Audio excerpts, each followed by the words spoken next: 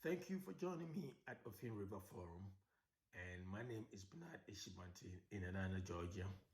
If you haven't subscribed to this channel or this YouTube channel, Offin River Forum, I will kindly ask you to take this opportunity to subscribe and share with friends and family and inform them. Let them know about how informative this forum is. It's unscripted. I don't write anything down. I speak straight from the mind and from the heart. It's very authentic, and I don't fake here. I just tell it like it is.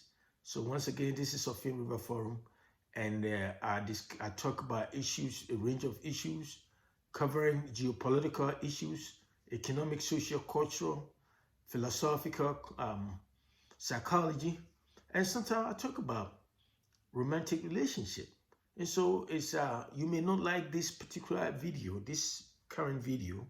There's a whole bunch of video I have uploaded on the forum, on the Offin River Forum. You can go there, scan through, and you can look at the topics, and you may find a topic of interest to you. So you won't be disappointed when you come to this forum. So once again, this is Offin River Forum, and my name is Bernard Ishibanti. So today's topic discussion will be in a question format. Is nuclear war inevitable? Is nuclear war inevitable or unavoidable in this 21st century, especially judging from what is happening, unfolding in Ukraine and Russia? I think I have talked a lot about this Ukraine and Russia war, and it's very, very important. It's very, very important because, human beings are, sometimes we have the tendency to ignore things that are not close to us. Because a lot of people, especially in Africa somewhere, are thinking that, hey, this is something it's in Europe, far away, but about 5,000-6,000 miles away from us. So it doesn't bother us. But right now, a lot of countries are talking about inflation, talking about how economic conditions in their country, respective country, are so unbearable. It's getting too hard.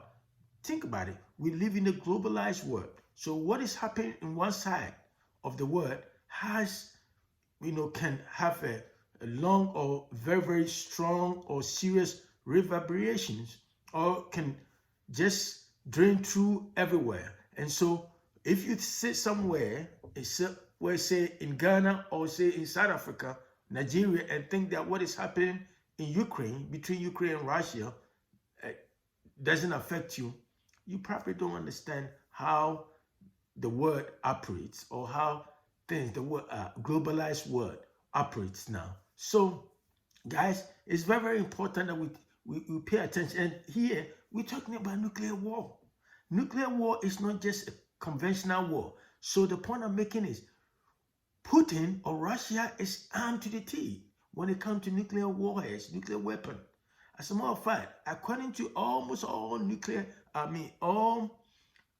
military analysts, say that Russia has more nuclear warheads than even the United States.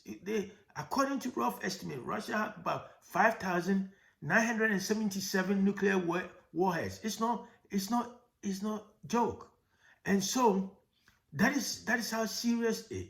And if you look at what is happening between Russia and Ukraine, Russia or Putin wasn't expecting to, like I said in most of my video, Putin wasn't expecting to lose this war conventionally. And so that is what is happening. And Putin is losing left and right. Putin knows it, and Russians knows it.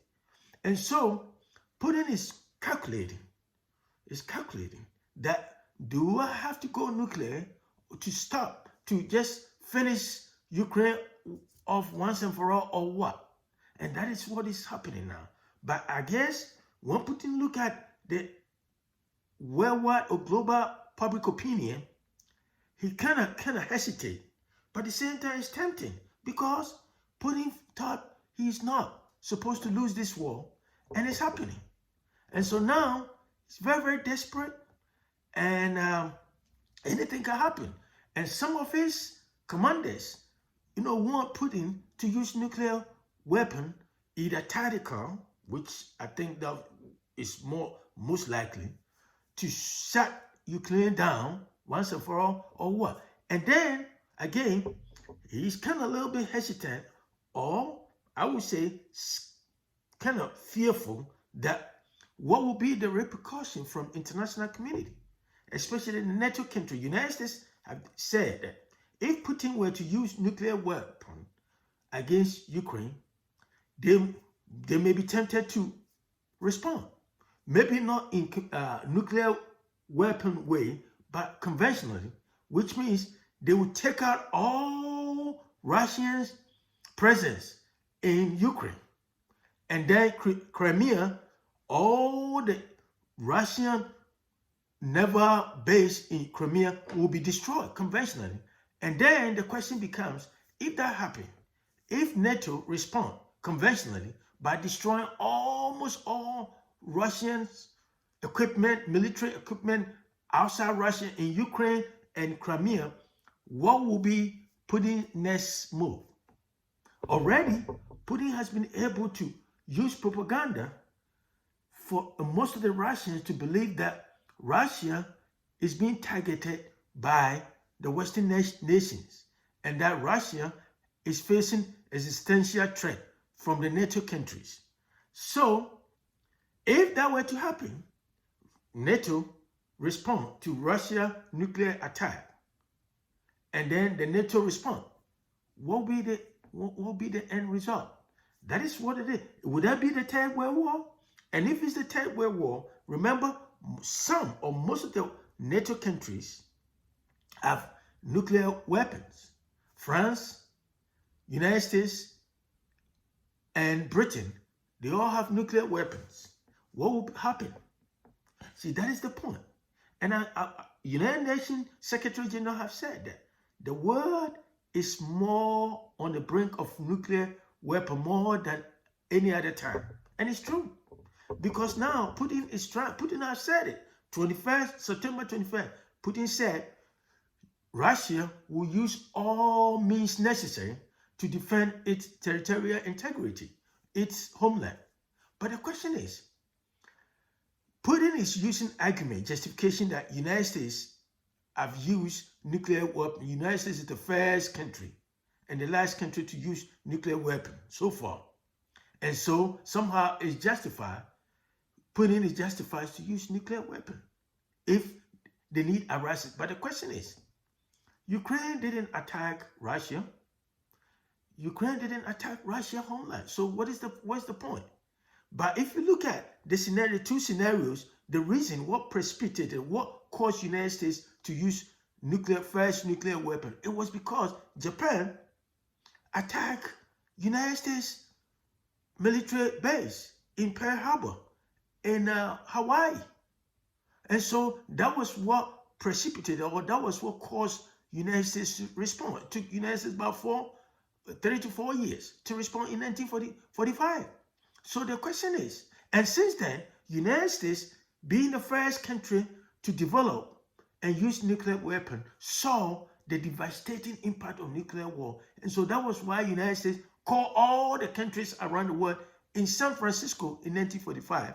And that was what created United Nations in 1945 in San Francisco. And so after that, the world came together to form United Nations to prevent another devastating world war, right? Because during that world war, Second World, millions of people died, even though it wasn't nuclear war. But the point is, if a Third World War were to happen between two nuclear powers, it would be a nuclear war. And trust me, guys, I keep saying this. It doesn't matter where you live, whether you live far away from Russia or Ukraine, a nuclear war is devastating, is far, far, far worse. Nobody has ever seen nuclear war. But at least if we were to use what happened in Hiroshima and Nagasaki in Japan, it will at least give us a fair idea about how if in that time, United States, the bomb United States dropped in Japan was about 10 to 15 kilotons. It wasn't that much. But today, countries have over Russia and United States, each of them have the capability of the nuclear war as they have. It's more than 100 to 500 kilotons. it can destroy the world over and over again. And so when people sit here and say that somehow what is happening in Ukraine and Russia doesn't bother them, or it doesn't, they don't have anything to do with, it's very, very scary situation. And this time, the kind of nuclear warheads, the world countries that possess nuclear warheads is so scary. It's very, very dangerous, 100 times powerful than what United States dropped in Japan. So the point is, if Putin were to use nuclear war, which he keep on talking about, that he wasn't bluffing, that he will use nuclear war, because the way things are going, Putin is losing conventionally. They don't even know, Russia don't even know how to fight conventional war. Shoot and not shoot, use tanks and that kind of, they're losing big time. And as somebody who has that egoistic impulses, dictator, authoritarian, he felt like he shouldn't lose this war when he launched the war in February 24th. But that is what is happening. He thought it's going to be a 1 week or 2 weeks, everything going to be over. But now look at what is happening. So the question is nuclear war inevitable? And the way things are going, if this war keep dragging on, the chances are it will turn into it. And I said it, I keep saying it, and people feel like I'm just talking, but it's a fact. If you take your time and analyze things and see how things are playing out between Ukraine and Russia, it's a very, very scary situation. And let's all pray that Putin doesn't lose his mind and go nuclear, because it will force United States and NATO countries, because Ukraine and Russia is spread in Europe. And if Putin were to use nuclear war, think about the radiation.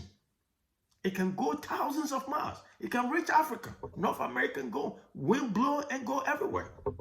And so that is what I'm talking about. So again, the question is, do you think nuclear war is inevitable? Based on what Putin is talking about, that he's not bluffing, that he's going to use nuclear warheads, and the Western, led by United States and other countries, also, tendency or their resolve to retaliate in case Putin were to use nuclear, whether tactical or strategic nuclear weapon. That's the question I want you to ponder on. I want you to think about. And I also want you to pray and keep your fingers crossed and make sure that you pay attention to what is happening, because that is how world wars start. It just drag on little by little, and one thing lead to another. It's a chain of events. One thing lead to another, and that is how world war started. World war doesn't start just like every country get up and say we are going to world war. It's just two or one country or one overambitious leader start something like this, like Putin start. Putin is overambitious. He felt like his country has been, reduced to second-rate superpower, and so he want to restore it to the Soviet Union level, and that is what is pushing Putin to do what he's doing.